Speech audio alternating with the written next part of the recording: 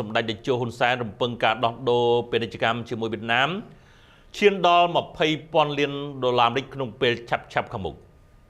សម្ដេចតេជោហ៊ុនសែនប្រធានព្រឹទ្ធសភាកម្ពុជារំពឹងថាការដោះដូរពាណិជ្ជកម្មរវាងកម្ពុជានិងវៀតណាមនឹងអាចឈានដល់$20,000 លាន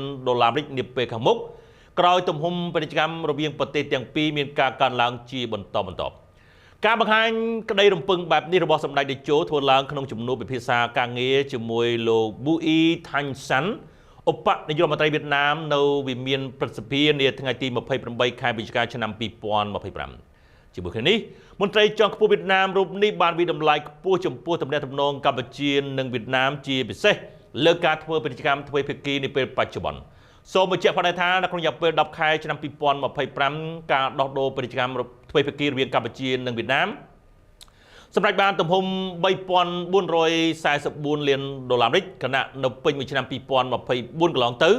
ទំហំពាណិជ្ជកម្មទ្វេភាគីរវាងប្រទេសទាំងពីរសម្រាប់បាន$7,866 លានមានការកើនឡើងជាង 15% បើធៀបនឹងឆ្នាំ2023